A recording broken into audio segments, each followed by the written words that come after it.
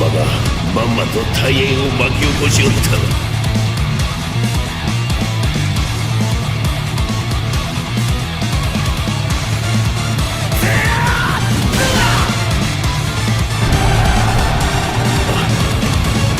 よほど素早く行動に出よったな。直感で動いたか。なんじゃ貴様は。って言って。こっち側か。まっしい。己で気づいておるまいが。貴様、本能型の武将の才が目覚めてきておるぞ。しかし、大きな矛を受け取った男だ。本能型とは笑えまい。なんじゃ貴様もこっち側か。Honneur à vous les gars, j'espère que vous allez bien et bienvenue sur Fumigène H. Aujourd'hui, on continue l'analyse des combats dans Kingdom et on arrive à un combat qui est clairement historique pour n'importe quel fan de Kingdom qui se respecte, bien évidemment. Le combat Duke Hiyu versus Uken. C'est un combat dans Kingdom qui a marqué tous les fans, tout simplement parce que, évidemment, à la fin, on sait ce qui se passe, c'est la mort de Duke Hiyu, mais c'est également un combat qui nous a marqué dans sa qualité évidemment graphique, mais sa qualité narrative, dans ce qu'il a raconté. C'est clairement l'un des meilleurs combats de Kingdom, je le mets facilement dans un top 5, très clairement, Mubu versus Konmei numéro 1, et franchement, peut-être que je le mets en numéro 2 ou peut-être Shin versus Rinko numéro 2, celui-là numéro 3. C'est vraiment l'un des meilleurs combats de l'œuvre. Vraiment, les frérots. Et vous allez comprendre pourquoi. Je vais vous l'expliquer de façon très précise. Je vais prendre mon temps. Prenez des popcorn, comme d'habitude, les frérots, parce que là, ça va jacter Kingdom pendant un bon moment, les frérots. Mais avant, il faut se remettre dans le contexte. On est dans la guerre de la coalition. Coalition créée par Riboku, dirigée par Shunshin-kun officiellement, mais officieusement, on sait que c'est Riboku qui menait, on va dire, les troupes. Riboku avait pris une police d'assurance, à savoir que il avait prévu de passer par Kankoku, mais il s'était dit que si Kankoku ça ne passait pas, il avait prévu le coup, encore une fois, et il passait par un autre chemin, finalement, on va dire un chemin détourné qui était beaucoup plus long, mais qui l'amenait directement jusqu'à Kanyu. Donc, de façon très minutieuse et très discrète, il avait fait dépêcher des petits bataillons d'hommes de toutes les armées, d'ailleurs, de toute l'armée de la coalition. Il avait fait dépêcher des petits bataillons afin de créer une nouvelle armée, son armée, et donc d'envahir directement, de foncer jusqu'à la capitale. Sauf que un homme avait remarqué tout ça. Et oui, même si les petits bataillons n'étaient pas des bataillons, on va dire, voilà, c'était des bataillons de 1000 hommes à peu près, c'était pas beaucoup d'hommes, hein, donc en gros, ils ne laissaient pas trop de traces. Tu as un homme qui, de par son instinct, avait ressenti que quelque chose n'allait pas. Il avait ressenti qu'il y avait un danger supérieur finalement à celui de la porte de Kankoku, quelque chose de supérieur qui se tramait. Et donc, cet homme, c'est Duke Hiyu. On est au summum de l'instinct.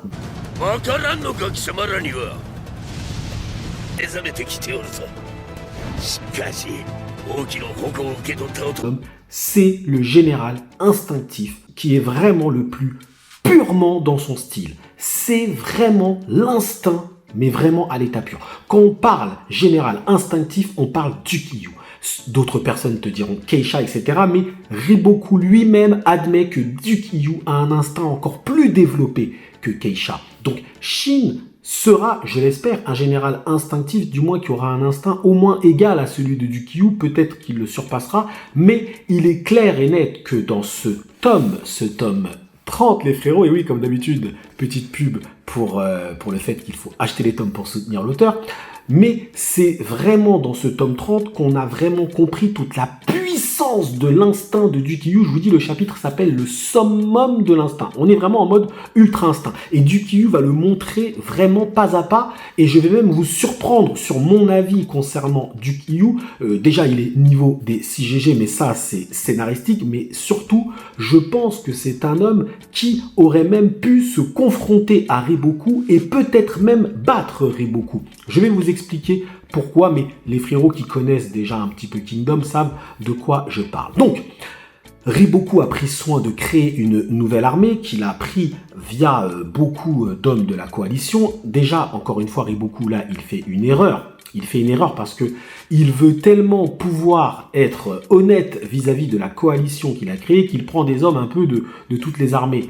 Mais au final, c'est une armée composite d'une certaine façon. Et oui, parce qu'il ne veut pas qu'on puisse dire oui, les lauriers reviennent à Riboku, etc. Donc il anticipe déjà ce genre de phrase et il prend des armées de partout. Mais on va dire qu'il maîtrise mieux son armée que l'armée du voisin, c'est normal. Donc déjà là, ça c'est une erreur. Enfin, du moins, c'est pas une erreur, mais disons que Riboku ne se donne pas toutes les chances d'envahir correctement l'État, du moins de foncer vers Kanyu. Donc bref, Riboku fonce vers la capitale et il est rattrapé par Duke Hiyu. Donc il est rattrapé par le général instinctif. Il est déjà lui-même très impressionné, d'accord, de voir que Duke Hiyu a ressenti cette attaque un petit peu fourbe, hein, c'est une attaque par derrière, ni plus ni moins. Il est déjà très impressionné. Il va donc utiliser la technique qu'il appelle la technique Ryudo. Alors on dit, attends, moi j'ai cliqué pour un Kingdom's Fight analyse Duke Hiyu versus Uken et lui il me parle de... Non mais frérot, il faut que je te donne le contexte, il faut que tu comprennes bien le contexte, sinon le Kingdom's Fight n'a pas de sens. Et oui, donc il utilise sa technique Ryudo, qui est une technique, un vortex un petit peu, qui t'emporte dans un courant. C'est un courant qui t'emporte en fait d'une certaine façon. Mais ce vortex, pour Duke Hiyu, eh bien écoutez, c'est quelque chose de très simple à comprendre.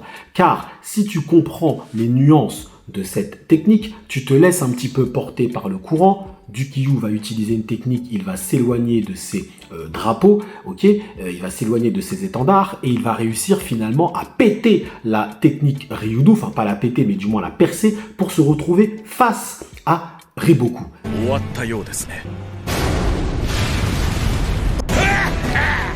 いかに本能型というでもだがまあそれはそれとして貴様が大円リボクかさて首をもらおうか Déjà là, Duke Hiyu a gagné. L'instinct l'a emporté face à la stratégie. Déjà là, en fait. On n'est pas encore dans le combat, mais c'est pour ça que je vous raconte tout ça. C'est que vous puissiez comprendre que dans la situation actuelle, Duke Hiyu avait déjà surpassé Riboku. Riboku utilise l'une de ses stratégies les plus dangereuses, Ryudo. Duke Hiyu le pète. Et Riboku, finalement, la vie de Riboku ne tient qu'à un fil. Elle ne tient qu'à Uken. Tu n'as pas Uken, Riboku, c'est terminé. Sa technique ne servait à rien, au final. Face à Duke Hiyu. Donc déjà là, l'instinct l'a emporté face à la stratégie. Et Riboku va le dire lui-même. Il va le dire lui-même, il va le concéder. Il va dire peut-être que toi, Duke Hiyu, effectivement, toi, tu es tellement dans l'instinct, tu réagis tellement à l'instinct que même moi, je n'arriverai pas à anticiper tes mouvements. Je ne peux pas y arriver.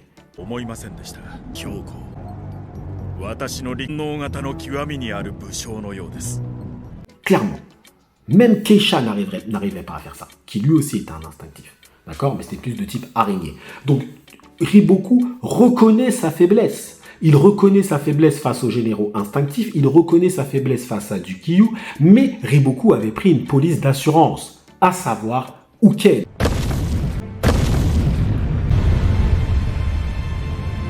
Tu t'approches de Riboku, il y a Uken qui arrive. Et quand tu as Uken à côté de toi, effectivement, même quand l'ennemi se rapproche en face de toi, tu sais que tu vas pas y passer, effectivement.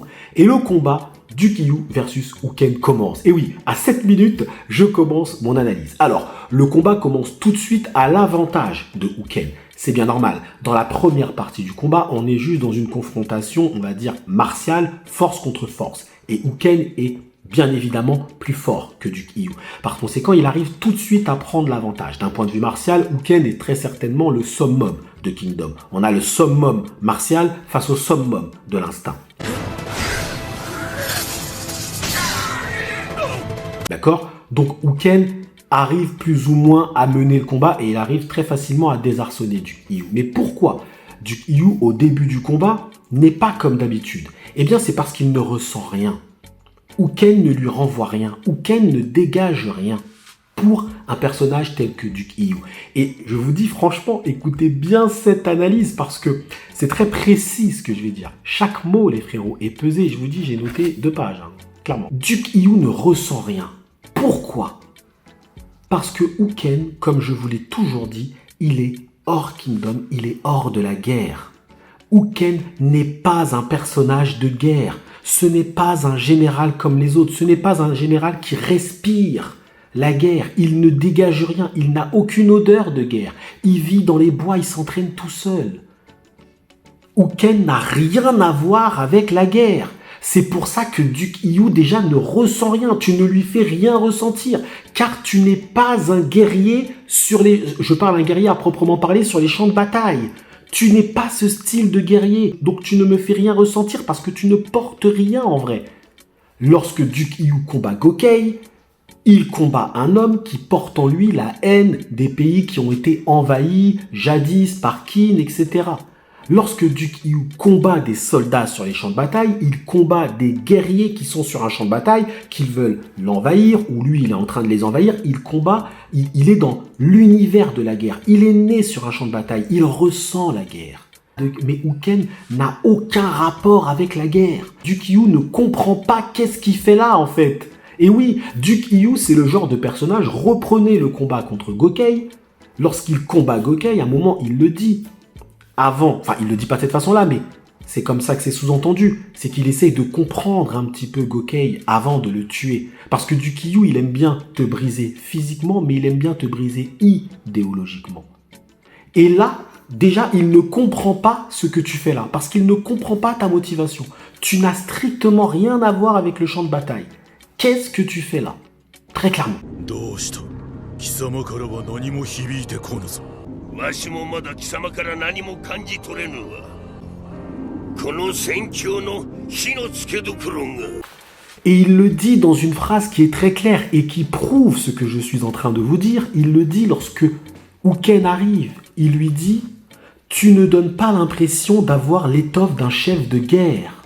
Mais l'aura que tu dégages est fascinante. » Duke Hiyu, là, t'explique clairement que ce n'est pas un chef de guerre. Donc il ne dégage rien. Alors, quand il dit il ne dégage rien, c'est dans le combat. Son aura de combattant est fascinante, oui. Mais lorsque Duke Hiyu va le combattre, il va dire c'est bizarre, je ne ressens rien.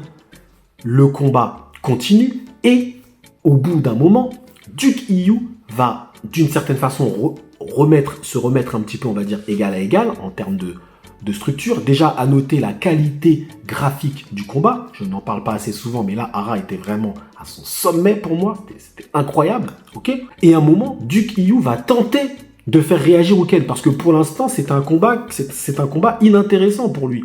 Il est en train de le perdre, mais il se dit, mais je vais pas mourir comme ça face à un adversaire qui ne raconte rien, en fait. C'est pas ça, la guerre. Et donc, il lui dira, ah tiens, tu as battu Uken, tu as battu Uki. Oui, c'est vrai, mais il est dit que sans cette flèche, tu n'aurais pas gagné. Et là, il le fait réagir. Et c'est là que Uken va se livrer. Et c'est là qu'il va comprendre la contradiction de Uken. Et c'est là que Duke Hiyu va commencer à ressentir quelque chose. Et c'est quand Duke Hiyu ressent quelque chose qu'il arrive à prendre un petit peu le dessus sur Uken, même s'il perd. Mais il prend le dessus dans le poids de ses coups.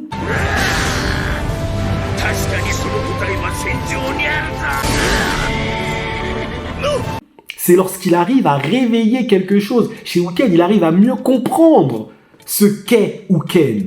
C'est lorsque Duke Hiyu lui dit « Ah, tu aurais dû perdre face à Uki. » Et c'est vrai. La flèche, finalement, qui a tué, du moins, qui a désarçonné Uki, c'est grâce à ça que tu as gagné. Là, Uken s'énerve et lui explique « Non, je suis sur le champ de bataille parce que je veux comprendre comment des personnages tels que Uki arrivent à être plus forts que moi, alors que ce ne sont pas des ascètes, ce ne sont pas des Bushin. Ce ne sont pas des hommes qui se sont hyper entraînés. Ils ont guerroyé sur les champs de bataille, mais ils ne sont pas aussi entraînés que lui. Il ne le comprend pas. Et là, Duke Hiyu est satisfait. Parce qu'il se dit, ok, je comprends ta motivation, mais je comprends aussi ta contradiction et surtout ta stupidité. Alors là, je sais que beaucoup de personnes attendaient ce moment, parce que c'est très important de bien comprendre pourquoi Uken est stupide et pourquoi Duke Hiyu lui dit que c'est contradictoire. Alors, le terme contradictoire n'est pas forcément bien choisi, mais pourquoi Uken, aux yeux de Duke Hiyu, est stupide? Parce que Uken est au bon endroit, il est au bon moment, il combat les bonnes personnes, et il comprend toujours pas comment ces gens sont plus forts que lui. Il le comprend pas. Pourtant, il fait tout ce qu'il faut pour le comprendre. Le bon endroit, pourquoi? Parce qu'il arrive en pleine guerre, là où les hommes se dépassent, là où les hommes deviennent plus forts, là où les hommes deviennent forts. Donc il est au bon endroit.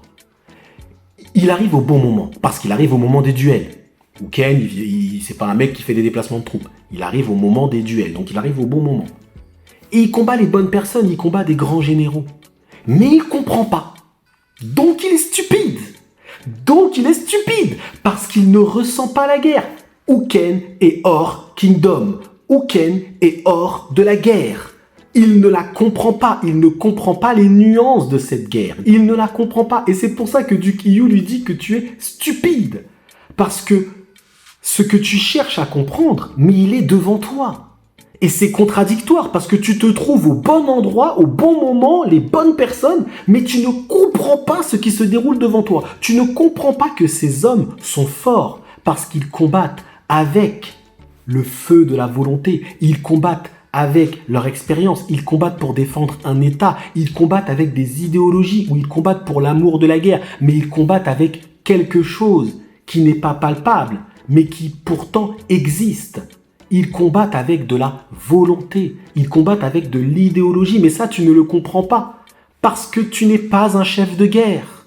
C'est pour ça que Duke Yu dit que Uken est stupide, parce qu'il l'est réellement. Oui, Uken est bête. Je le dis, Uken est très bête, parce qu'il a tous les éléments pour pouvoir comprendre. Il a sa réponse, mais pourtant il ne la comprend pas. Pourtant sa réponse est en face de lui.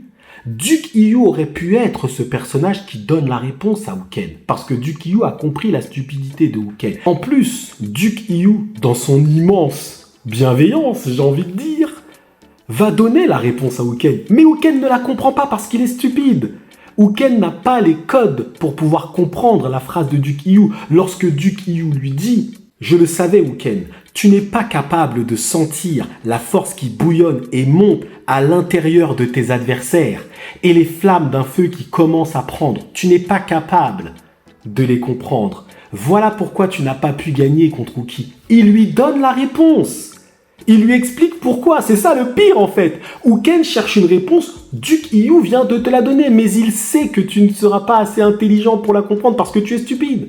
Tu es stupide dans la guerre. Parce que tu ne comprends pas les nuances de la guerre. Tu ne comprends pas ce feu de la volonté. Je me dis, mais contrairement à Uki et les autres, je ne vais pas trop m'attarder. Moi, je suis pas là pour avec des grands discours. J'ai pas des grands souhaits, des grands machins. Je veux pas unifier la Chine. Je veux pas faire ceci, je veux pas faire cela. Moi, je suis un sauvage. Ma lame est beaucoup plus sauvage, beaucoup moins disciplinée que les leurs. Et c'est là où il se réveille. Mais il est content. Il est content parce qu'il sait au fond de lui que c'est un homme issu des champs de bataille qui donnera la réponse à Uken. Et lui ne pouvait pas la donner parce qu'effectivement, il le dit, je ne porte pas de grandes idéologies. Il le sait, il l'admet. Il ne porte pas de grandes choses en lui. Moi, je suis fort, j'aime la guerre. Mais il y a des hommes qui sont plus forts que moi, du moins qui seront plus forts que moi, et il le dit, des feux qui commencent à prendre. Il parle de Chine. Et ces gens-là vont te donner la réponse. Ils vont te la donner parce que eux, ils viennent sur le champ de bataille avec des grands discours. Je veux unifier la Chine comme Chine. Je viens ceci, je viens combattre avec mes amis, patati patata. Il sait que Chine, le feu de Chine va s'intensifier et il prendra Uken. Il le sait, Duke Yu.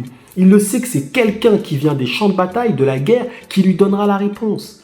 Et c'est exactement ce qu'il s'est passé. Très clairement. Et après, Duke Yu arrive à prendre le dessus. Il prend le dessus physiquement. Il porte des coups à Uken d'une violence terrible. Mais le fait est que Uken va quand même l'emporter parce que même si Duke Yu aurait pu apporter cette réponse, il aurait pu l'apporter. Scénaristiquement, ce n'était pas le meilleur choix. Effectivement, le meilleur choix, c'est et ça reste Chine. Évidemment, parce que Chine grandit sur le champ de bataille et Uken va le voir de ses propres yeux. Il a combattu Chine une première fois, il va combattre Chine une deuxième fois, il verra de ses propres yeux l'évolution jusqu'à la troisième fois. Est-ce que Uken, la troisième fois, va enfin comprendre pourquoi il y a des hommes plus forts que lui sur le champ de bataille ? Eh bien, rendez-vous sur le combat du tome 58, les frérots. Ah là là, non, franchement, ce combat est juste stupéfiant, incroyable. Et je vais même vous confier quelque chose, les frérots. C'est que moi, dans ma première lecture de Kingdom, je n'avais pas compris ça comme cela. je ne l'avais pas compris de cette façon-là. J'avais compris que Duke Hyu, d'une certaine façon, se raillait un peu, se moquait un peu de Uken avec ses trucs de Bushin, machin et tout, etc. Je n'avais pas compris le sous-texte, en fait. Il m'a fallu une deuxième lecture pour bien comprendre ce que Duke Hyu voulait dire, en fait. Toutes les nuances du discours de Duke Hyu. Et lorsque tu relis le tome, relisez-vous le tome 30, les frérots, ou le chapitre, et vous allez voir que je ne me base seulement sur ce qui est dit. Tout ce que je viens de dire, c'est factuel. Et tout était écrit depuis le début. La flamme qui s'embrase, à savoir Shin, etc. Tout était écrit. Papa Shim,火を絶やしてないぞ。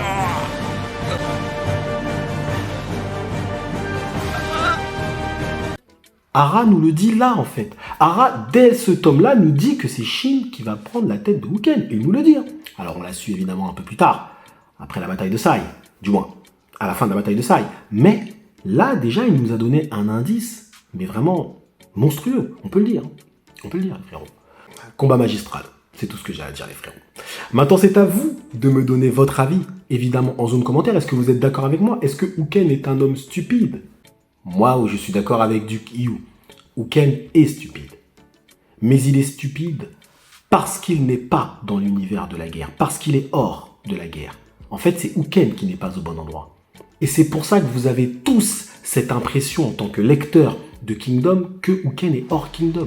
Vous êtes tous d'accord avec moi quand je dis ça. Quand je dis Uken est hors Kingdom, hors de la guerre, vous êtes tous d'accord. Vous avez tous cette désagréable impression quand vous le voyez arriver, vous dites mais qu'est-ce qu'il fait là, lui, en fait? C'est comme si tu regardes Naruto et t'as un personnage de One Piece qui arrive dans Naruto.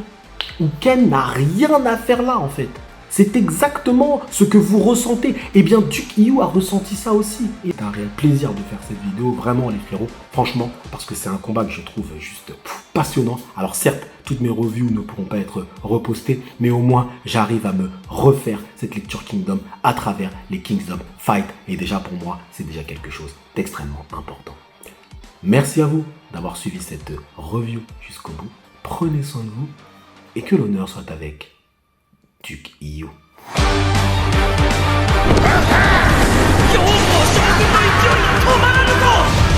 クワッパがまんまと大変を巻き起こしおったわ。